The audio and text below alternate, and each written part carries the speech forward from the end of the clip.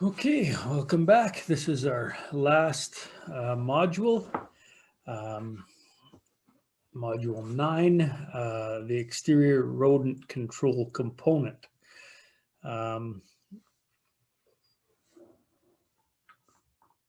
so this component, if you're planning on buying aluminum phosphine in order to treat rodents such as Richardson ground squirrel, then um, this endorsement is required. Lots of good information on here. So let's get started. Rodent species native to North America play an integral role in the formation of natural ecosystems and are vital to their sustainability. However, occasionally native and other non-native rodents come into conflict with human interests. These rodents can cause problems by consuming feed, damaging structures, creating hazards in pastures, transmitting disease, causing damage to trees, shrubs, and other plants around recreational areas, farmyards, and shelter belts. Rodent management principles takes an integrated pest management approach. This approach should be taken when dealing with rodent damage and management. We talked about IPM, if you recall, in Module 5. Same principles here, except you're dealing with rodents. So same steps, you're going to identify the pest, monitor the pest population, monitor the damage, try to forecast pest numbers. You'll use injury and action thresholds to decide when to treat, adapting the ecosystem so it favors beneficial outcomes, applying treatments, including preventative measures, and then evaluating the effectiveness of the treatments. So it's important to ID the rodents that are causing you issue. So prior to starting a control program, identify the rodent. For example, often in Alberta, ground squirrels are called gophers. We've all called them gophers, referred to them as gophers, but their correct ID is Richardson ground squirrel. So correct ID will help determine the most effective management methods, helps time the application so rodents are most likely to consume the pesticide and die, helps to know where to place the bait in order to achieve the most lethal dose. Monitoring, you'll determine the size and structure of the pest population, detect pest populations in early stage when they are easier to control, find the size and center of a pest population to limit its growth, determine when and what type of management strategy should be employed, determine how successfully a treatment method controls the population, and then evaluate the success of the program. So monitoring includes noting the location and number of active burrow holes within the control area, live trapping to determine age, sex, and health of the rodents. Yeah, I can't see too many of you wanting to live trap ground squirrels or mice or anything like that. Estimating population size using a reliable statistical model, observing the number of active rodents in a specific area, determine the food and water source, recording environmental conditions, observing the prevalence of aerial or ground predators. Some techniques for monitoring. The most common technique for estimating ground squirrel population is visually counting them.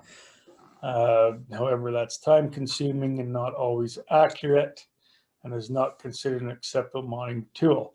However, I'd add, if you're going to do it this way, I'd count them with your 22. So as one comes up, you shoot it and you can keep good monitoring of them that way.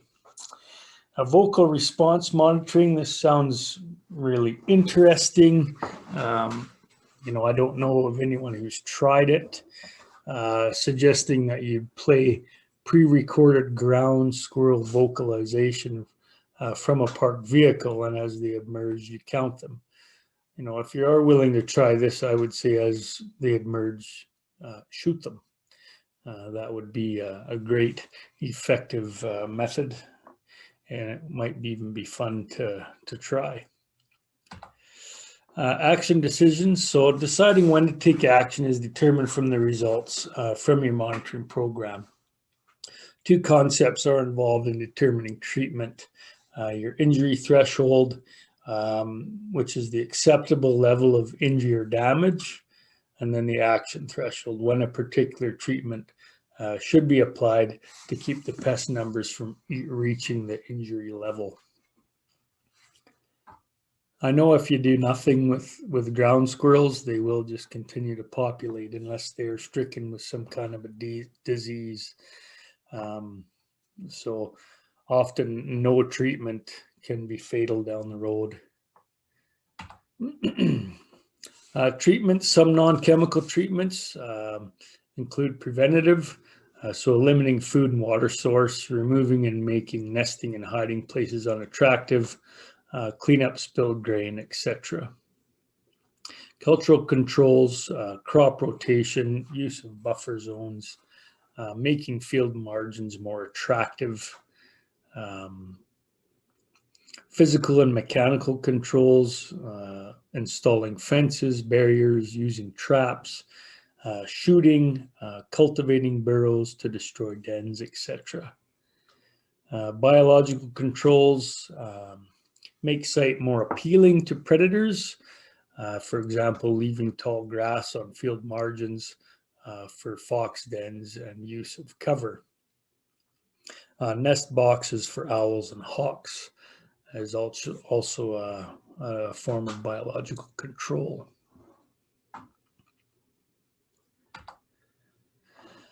When planning a control program, consider the benefits and the damage. Treatments that have the least amount of interference to achieve an acceptable level of control. Treatments that will be least hazardous to humans. Treatments that are most humane for the pest. Hazards of the treatment to non-target organisms, least likely to have secondary poisoning. Treatments that will produce permanent results. Treatments that are most cost effective over time, and treatment that is most compatible and appropriate with your agronomic practices. Types of rodenticides, 4 categories of rodenticides. There's a table on page 7 in your book. We can have a quick look at that.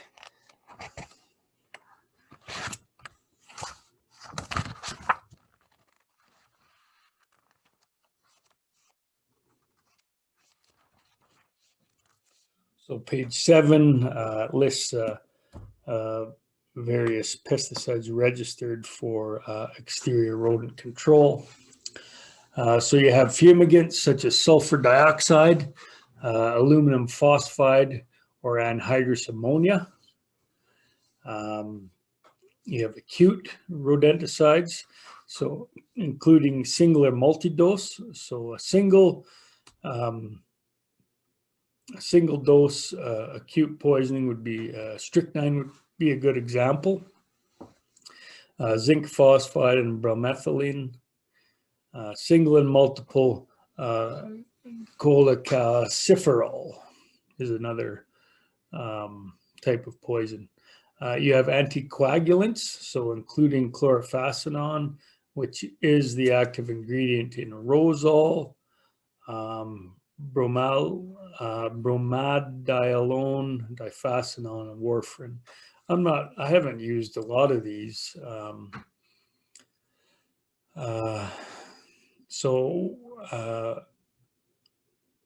Also there are asphyxiants, including a mustard or foam combination. So here's some pictures of some of the products you may have seen. It's a bit dated. I don't have, we got Rosol now, which is very effective.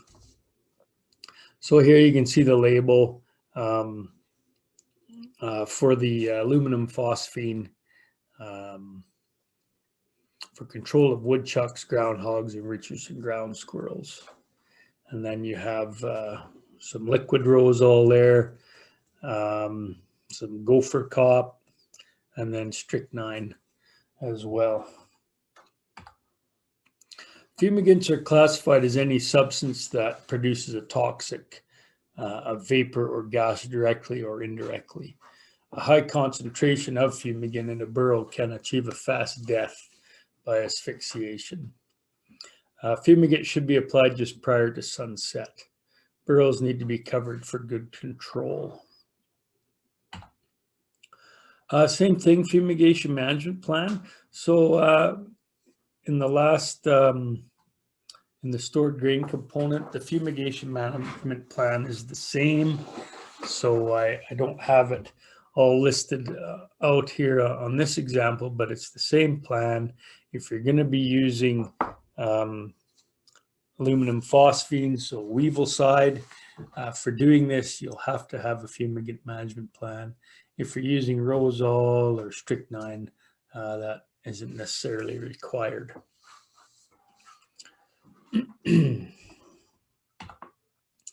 Fumigants are highly toxic. Precautions must be observed. So residential use is strictly prohibited.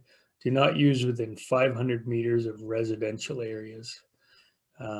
Must not be applied without confirming that non-target animals do not inhabit the burrow. Applicators must wear appropriate respiratory protection when filling in burrows where fumigant gas is escaping. Secondary poisoning is a concern only when non-targets enter a burrow before the gas has escaped into the atmosphere.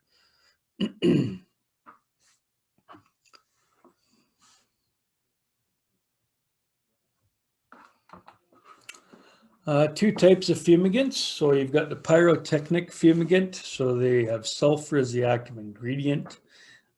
These are, I believe, things called gopher bombs, where you actually light a fuse, put it in the hole.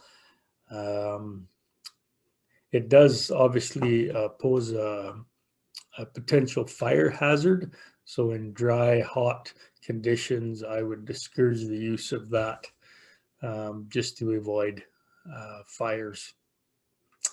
True fumigants, so gases that they gas at room temperature. Aluminum phosphide and anhydrous ammonia are two fumigants. Of course, if you're taking this course and you want to purchase, it'd be aluminum phosphide that you'd be purchasing. As we said, aluminum phosphide is registered for woodchucks, often called groundhogs, and Richardson ground squirrels. Chemical is in tablet form and evolves in 1 to 2 hours upon exposure to air or water. When opened, an odor of ammonia or a garlic fishy smell is evident. When the air or soil temperature is below 5 degrees, fumigation is not recommended. And then after decomposition, a fine gray white non-poisonous powder remains. Applicators should undertake a number of precautions, including a fumigation management plan must be in place. Farmers need to be certified to use aluminum phosphide. All involved must be over 18 years old. Applicators need to work in pairs. Lost or stolen product must be reported to Alberta Environment or the police within 1 day. Product must be opened outdoors, and application must be completed within 2 hours. Once you've opened the flask, I recommend that you use it all up. Um, the container must not be confined in a small gas-tight enclosure, such as a plastic bag, or spontaneous combustion may occur. Cotton gloves must be worn, and then hands washed after. Don't eat or drink. A 3 centimeter diameter hose may help apply tablets in the burrows. So if you had a hose or a pipe, you could drop the tablets down into the hole. So improper use can lead to poisoning. So light poisoning, it's the same as we've already discussed in the stored grain. Sensations of cold, pulling pains in the region of the diaphragm, numbness, diarrhea, or vomiting. Moderate dizziness, giddiness, ringing in the ears, anxiety, sense of pressure in the chest, dry cough, furred tongue, loss of appetite, intense thirst, and then severe gastric pains, reeling accompanied by vomiting, pains in limbs, enlarged pupils, choking attacks, rapid onset of stupor. So same symptoms, same chemical. Treatment is to get out into fresh air as soon as possible. And of course, CPR may need to be performed, or EMS, or wait until EMS arrives. And hydrosamone is only registered for use in a golfinator device and only for the control of Richardson ground squirrel and woodchucks. I've never used the golfinator. I've talked to people, said it works good. It is a bit, there is some labor involved with it. All anhydrous ammonia must be packaged in a compressed gas cylinder that meets Canadian Transport Commission regulations. All entrances to the treatment area must be posted and remain for 24 hours. After treated, all burrows must be sealed with soil. Proper PPE must be worn during mixing or loading, application during cleanup. And hydrous ammonia acts on contact with the moisture in the skin and mucous membranes to become corrosive to body tissues. Acute poisons are designed to kill quickly from a single dose of feeding. So acute poisons such as strychnine, bromethalin, and zinc phosphide can be associated with what's known as bait shyness.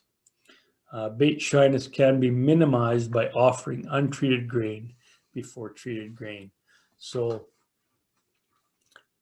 what you would do is, if you know there's a feeding site or where gophers, there's a burrow, you can set some grain out there that's untreated. You get them comfortable to eating it, and once they're comfortable, you'll treat that grain and set it there, and that will help with bait shyness. Acute poisons are not assimilated into tissue or bone. If the gastrointestinal tract is consumed, residues remaining have been known to poison non-target animals. So something that's been poisoned with strychnine, let's say, that strychnine won't be assimilated into the tissue or the bone. It will remain in the gastrointestinal tract. So if a bird or hawk or something was to eat that gastrointestinal tract, there is a possibility of secondary poisoning that way. Multi-dose acute poisons. So cholecalciferol is the only rodenticide of this type. It's registered as a rat and mouse poison. Death occurs after a lethal dose has been consumed and will occur within 3 to 4 days. I haven't used this. I'm not familiar with the chemical myself. Anticoagulants have two actions. They reduce the clotting ability of the blood, and they cause damage to the capillaries. As anticoagulants are absorbed into the bloodstream of the rodent, All anticoagulants pose significant secondary poisoning risks to all predators that consume any part of the rodent. So dogs and cats can be killed from a single feeding. Resistance to anticoagulants is well documented. Use them wisely and selectively. Some anticoagulants include chlorphenesin, formulated with cereals or grains, multi-dose, and you do not need certification. Diaphasenon, formulated in paraffinized grain bait or liquid formulations. They're multi-dose. Bromadiolone causes death after a single feeding, several days after consumption. Most products are used in a tamper-proof bait station. And then warfarin, multi-dose and usually used in a tamper-free bait station as well. And that's referring you back to this chart on page 7. Anticoagulants can be absorbed into the skin or inhaled while mixing. Use appropriate PPE as per label instruction. Asphyxiants. One asphyxiant called Exit is registered for ground squirrel control. I should also add here there's another one. It's called Rocon. You can Google that. They have some videos online of that chemical, and it is available. So if that's something you're interested in, I'd Google it, Rocon, and check it out. This is a preparation of a mustard powder and a foaming product. These products need to be applied with specialized equipment. Ground squirrels inhale the foam mixed with the mustard, but actual cause of death is drowning. So there is no secondary poisoning risk with these types of asphyxiants. After treatment has been initiated, it is important to evaluate its effectiveness. So was your treatment successful? What would you do different? Was weather a factor? So it's good to have records. Keep records of what you did. Were you happy with the results? Were you unhappy with the results? And why? So we're going to talk about some rodents. Their descriptions and the rodents causing most economic hardships are mice, voles, Richardson ground squirrel, and northern pocket gopher. These are all rodents we have around here, and we deal with them all the time, actually. So mice and voles, the most troublesome and economically important species of mice and voles in Alberta are the house mouse, the white-footed mouse or deer mouse, and the meadow vole, also called the field or meadow mouse. The house mouse is described as a delicate, agile, nimble, and very active rodent. This species of mouse is the most troublesome and economically the most costly of the mice populations. So there's a picture. We've all seen this type of mouse. I'm sure we've all caught them in traps, had them in our house at one time or another. And we probably own a cat because we don't want them around. The white-footed mouse or deer mouse is a native species with white feet, white or light-colored undersides, and brownish upper surfaces. At a distance, may be confused with the house mouse. So here's your deer mouse. The meadow vole or field mouse is also a native species to North America. It is a compact, stocky rodent with short legs and a tail that is conspicuously shorter than the tail of a house or white-footed mouse.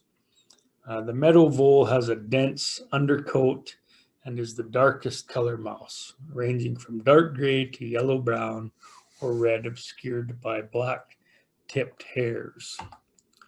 So here's These ones can do awful damage to your lawn in the winter months. If you have any kind of drifting or snow that has remained on your lawn for the winter, and once the snow melts, you can see this image on the bottom left is the tunneling effect and the damage caused by these rodents during the winter.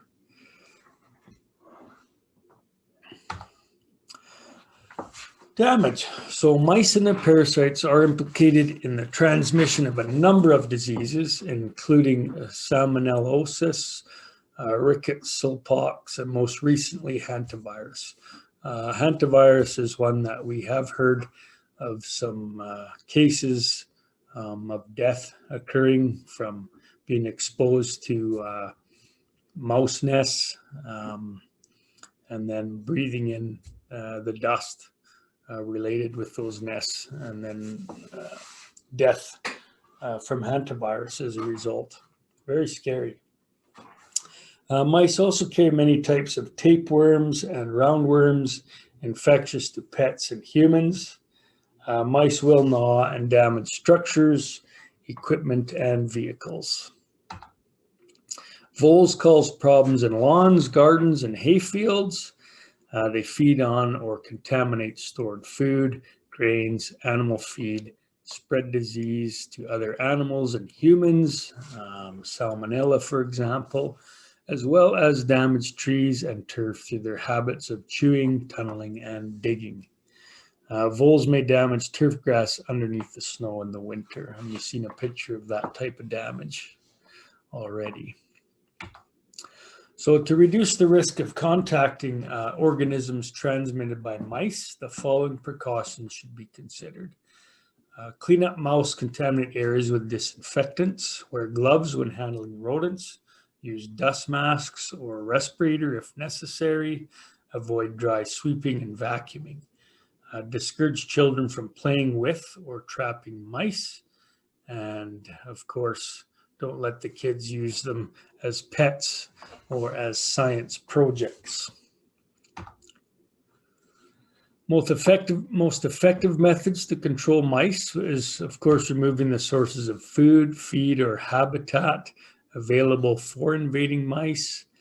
Seal food rooms, granary silos, and other grain or seed storing facilities. Seal all windows and openings.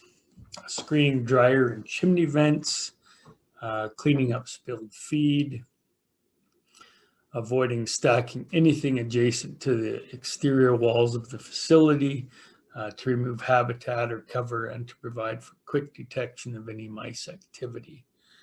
Mowing or grazing ditch banks, rights of way, and headlands to control meadow voles to protect adjacent crops and trees. Mow grass around granaries, farm buildings, and shelter belts to reduce cover. Several on-farm cats that are fed only a minimal amount of food. Mouse traps and glue boards. Mice step on glue boards and become stuck.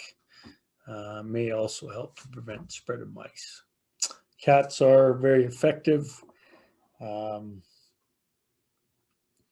I know that from experience. We had my wife was tired of our cats. We had an old cat, and she was done. So we took him out to the farm, and shortly after that, we ended up with a mouse in the house, and we had a brand new cat that same day. So cats are great.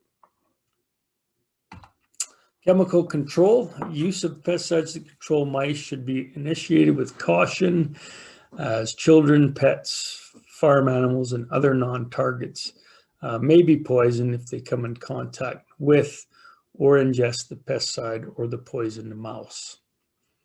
Bait stations or bait boxes may increase the effectiveness and safety of mouse baits because they protect bait from dust and moisture. They keep other animals away and provide cover for mice eating the bait. So place bait stations where they are not accessible to non-target animals, pets, and children, and inside and outside buildings around the perimeter areas. If baits are not disturbed after several days, they should be moved about a meter or 3 feet closer to the nesting area. An uninterrupted supply of fresh bait should be available for at least 15 days or until signs of mouse feeding activity cease. Where a continuous source of infestation is present, permanent bait stations should be installed as necessary. Multi-dose anticoagulants should be used to kill because they have a greater safety factor in case of accidental ingestion by non-target animals and children. For best control, baits or bait stations should be placed in mid-afternoon so they're still fresh when the mice begin feeding, between the source of the mouse shelter and their food supply, near burrows, against walls, or along travel routes, where floors and walls meet wherever possible. So on page 16 of your book in module 9, there's a list of rodenticides for mice. So here it is here. You can see that. I've got a note at the bottom here, warfarin and chlorphacenon, which is Rosol, are in the same rodenticide group. So the active ingredient in Rosol is chlorphacenon. All right. Okay, we're going to talk about our favorite rodent, the Richardson ground squirrel. The Richardson ground squirrel, commonly called the gopher, or prairie gopher, yellow gopher, flickertail, picket pin, is a native species to the prairies of Canada and the US, and occurs on rangeland, pastures, and cropland throughout Alberta, with the exception of the Peace River region. So there it is. We've all seen them. We've all seen their babies. Yes, and they can be a significant problem for sure. Okay, this squirrel is a burrowing mammal that prefers to inhabit well-drained soils of prairies and pastures. It is a buffy yellow in color with a light brown tail tinged with black. Ears are small. Richardson ground squirrels are only active above ground during the daylight hours. Mounds of earth at the entrances to open burrows are the first sign of their presence. Their burrows often start on edges of fields adjacent to native grassland. They are mainly herbivores. They eat leaves, stems, flowers, depending on where they live.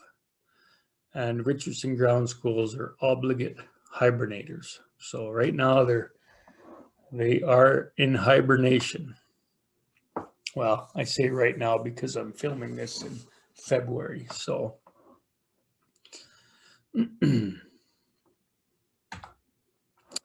landowners' concerns peak when juvenile males and females are first noticed. So the timing of the active season varies by several weeks from year to year, depending on weather, and varies geographically from the warmer Chinook areas to cooler northerly areas. So knowledge of the local ground squirrel population is necessary. Regardless of the actual dates of the active season, the pattern of activity always follows the same sequence. Okay, so there's a picture here. This is always the same sequence. So if we've had a warmer winter and an early spring, it might, mating and gestation could start earlier in February, but this is always the same pattern. So depending on the weather, how warm it is or cold will determine when things kind of kick off.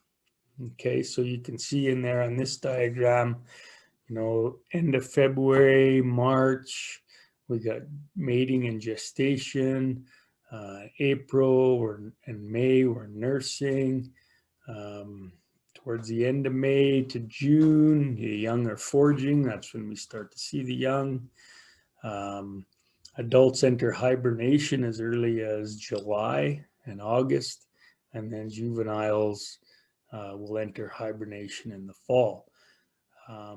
But depending on, like I say, on the weather, this could start earlier, could go later, but this is the pattern.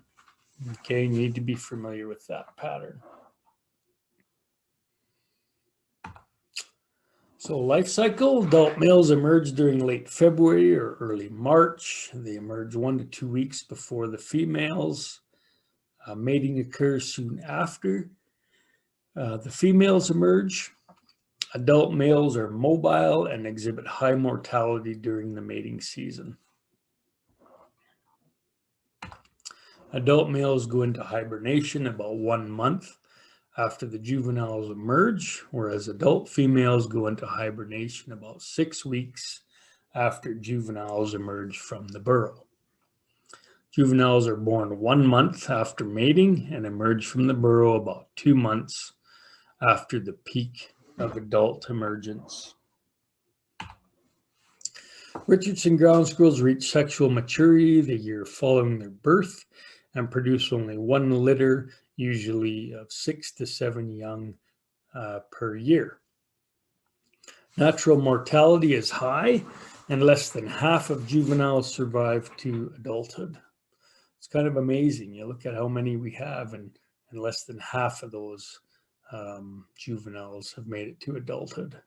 So mortality is much higher for males than females throughout life. Consequently, almost no males reach 3 years old, but a few females live for 4 to 5 years. Habitat and range. Richardson ground squirrels prefer open terrain, such as overgrazed pastures, recently seeded row crops, and hayfields. These preferred sites offer full circular visibility for detecting approaching predators. They fare well in human-modified habitats, such as city parks, overgrazed pastures, the edges of cultivated fields, and perennial crop fields. In areas of intense agricultural cultivation with small patches of suitable habitat, it is not uncommon to see an island of ground squirrels surrounded by an ocean of crops. And I think those of you who are farming, and those of us who, see that we've seen this. This is common around here. Damage. 2 main complaints regarding damage caused by Richardson ground squirrels are their tunnel networks and their foraging behavior. Damage to cereals can be particularly severe on the edges of fields adjacent to native grassland. Prevention and control. So a reasonable success at protecting cropland can be achieved in a variety of strategies alternate to poison use. So the best time to begin a control program is when adult females are first noticed to prevent the young from being born. So when we start to see the adults emerge from hibernation, we need to start our control. If we wait too long, it might be too late. We need to prevent those young from being born. Success lies in the simultaneous employment of proactive techniques, which is the basis of integrated pest management. Continued reliance upon lethal poisons is not a winning strategy, and with changing societal values, poison control agents could be deregistered, leaving landholders very little or nothing to fall back on. And we're actually starting to see that with strychnine as we're getting to the end of the road to where that will be available anymore.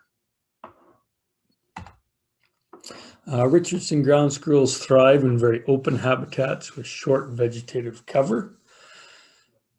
Consequently, land management that encourages tall vegetative cover to make an area less suitable and less attractive to ground squirrels may provide a long-term method of maintaining populations at acceptable levels.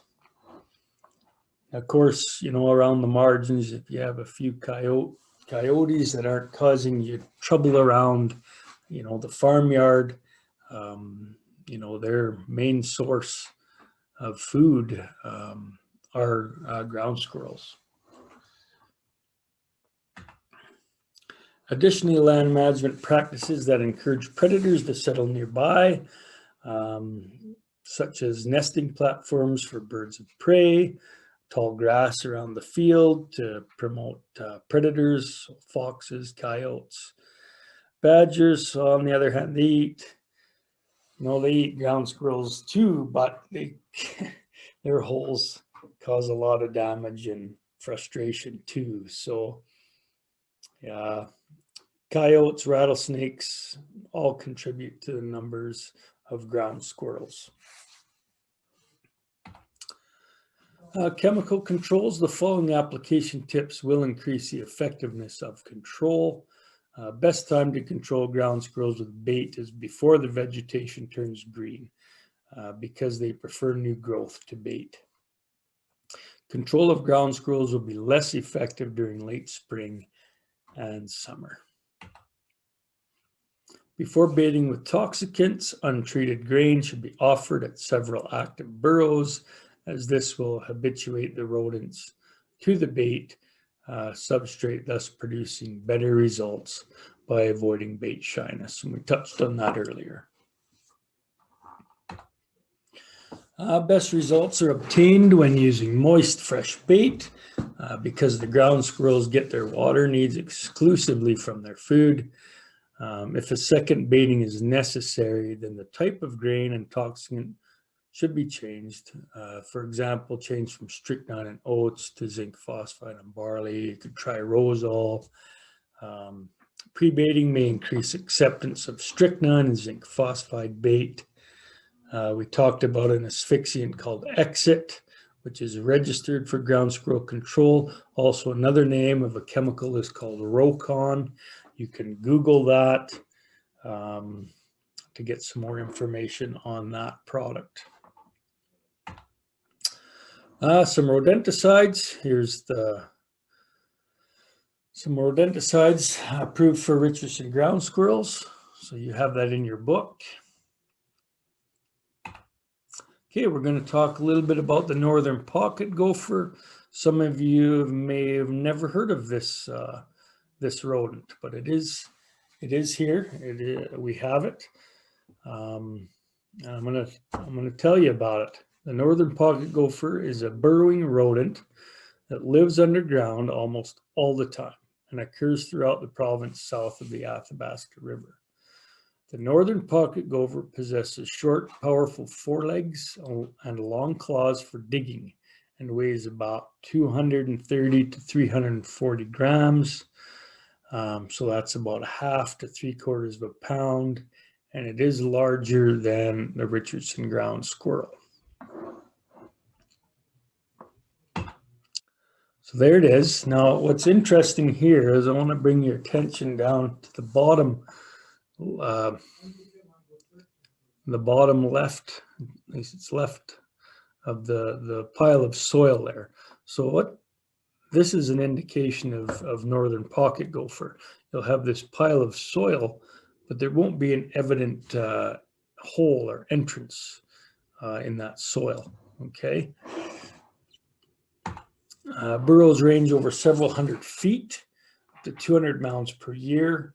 Burrows are 2.5 to 3.5 inches in diameter, with feeding burrows 6 to 12 inches below ground. Tunnels are parallel to ground surface. Deeper tunnels lead to nests and food storage, and openings are sealed with an impenetrable earth plug. So when you go back and look at that, that is sealed with an impenetrable earth plug. You're not going to access it. I mean, you can dig to it and find the hole, but it is plugged. The northern pocket gopher reaches sexual maturity at about 1 year of age and can live up to 3 years. The females produce 1 litter per year. The northern pocket gophers do not hibernate and they're active year-round, although fresh mounding may not be seen. So what kind of damage do they do? The northern pocket gophers are a problem in pastures and hayland throughout central and southern regions of Alberta.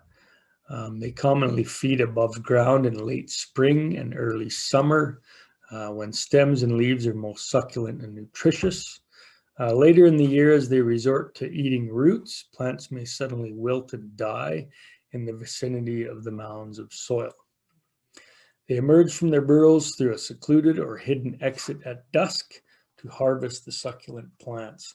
So those mounds that you see are not where they enter and exit. They have another hidden spot that you probably won't find. It'll be hidden. Okay, damage, prevention and control. Trapping is an effective method to control northern pocket gophers. Several types and brands of northern pocket gopher traps are available, such as a Maccabee trap.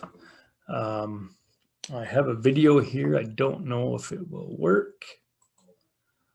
So let's try it. This is a 1 acre food plot that I plant for deer. And late last summer, I planted it into brassicas, which is sugar beets, turnips, radishes, and so forth. The deer love it. You can tell that they've just mowed it off. But it's also a place that pocket gophers love. And for some reason, I suppose it's because they love the underground tubers of these particular plants. But it's just like a magnet for pocket gophers, and it's a year-long process to keep the pocket gophers trapped out of these food plots. So I wanted to show you a little bit about how I trap these pocket gophers. And it's spring now, the frost has just gone out of the ground, and that's the time of the year when the pocket gophers really get to work. And they're in the food plot here. There's a couple of them in here that I didn't get last fall, and so I'm going to try to trap them right now. And you might think that seeing all of these gopher mounds that there's a lot of gophers in here, but typically one gopher will have, it looks like a colony of mounds, but it's usually just one gopher. And so when I decide which mounds I'm going to trap, I normally just go through one day and put a footprint in all of the mounds, and I come back the next day and there'll be a couple on the outskirts of the area typically that are new. And those are the ones you want to trap because those are the ones that are the most active. Now, I use 2 different kinds of traps here. The old number 0 long spring is one trap that works well. There's trade-offs of each of these different kinds of traps. This particular trap I like because it's got a pretty high catch percentage. You typically will find the gopher in the trap with both front feet in the trap just sitting there waiting for you. The disadvantage of this, of course, is then that you got to kill the gopher. With these type of clutch type traps, they're really easy to set. They just set like that. The gopher goes in here, trips a trigger, and it kills them instantly. So that's the advantage of this, is that they're killed instantly, but they don't have as quite as high as catch rate. They have a pretty high miss rate actually. And gophers are coming up these tunnels typically pushing a big wad of dirt in front of them, and it's pretty common to have fire traps or traps that just get missed with this type of trap. So each of these 2 different types of traps are, they have trade-offs. I use them both. But once you find a gopher mound that you're going to trap, once you get good at it, it's pretty easy to find where the hole is in this mound. And typically the hole is near the edge because what they're doing is they're pushing this dirt up out of their tunnel. And so it's pretty easy to find the hole. It's normally right near the edge. And I think it's right here. Right there.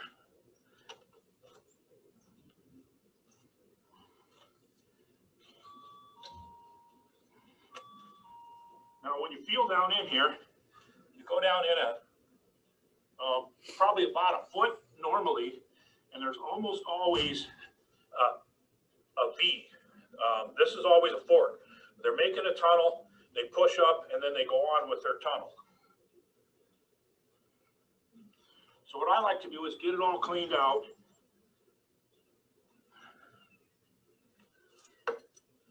And set the trap.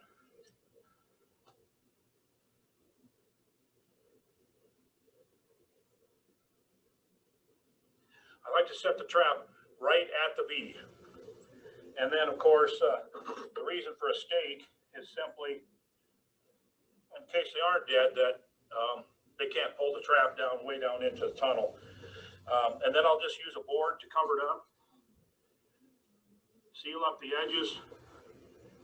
That's all there is to it. That's one down. Well, it's been raining hard all night, but I don't think that'll stop the go. Here, I got one here. Perfect. That's one less gopher to eat the turnips, radishes, and forage rape in my food plot. So as you can see, it's an important part of protecting your investment in your food plot is catching these pocket gophers, and it is a chance to get out in the spring and summer, and it's kind of fun too. Okay, that was an interesting video on the Maccabee trap. I've never used one, so might be kind of fun to try. Anyway, removing broadleaf plants from where burrows are located is a good non-chemical control method as well. So some chemical control. So timing of rodenticide applications is very important for the pesticides that are formulated as baits. Control should be conducted in spring before vegetation turns green, as they prefer the green vegetation. Regardless of the method used, bait must be placed within the main runway of the burrow system. The key to baiting by hand is locating the burrow system. Mounds of fresh soil will indicate burrows. So the guy in that video showed you how to locate those burrows and either trap, or you could bait, I suppose. Here's some of the rodenticides that are available for northern pocket gophers. So once pocket gophers have been controlled, the area should be monitored on a regular basis for reinfestation of the land.